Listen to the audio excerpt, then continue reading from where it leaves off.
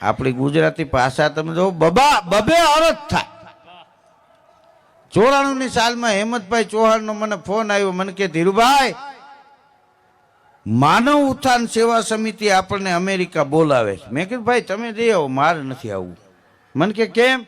મેં કીધું હું 4 ચોપડી ભણેલો માણસ, મને ફોર્મ ભરવામાં ખબર ન પડે, વિઝા લેવામાં ખબર ન પડે। અરે મને કે અમે ભેગા થઈ ને, તમારે મૂંઝાવાનું હોય આવો। મેં પાસપોર્ટ કરાવ્યો, મુંબઈ અમે વિઝા લેવા ગયા। 7 વાગે અમે ફોર્મ ભરીને લાઈનમાં ઉભા રહ્યા। દિવસના 11:15 વારો આવ્યો।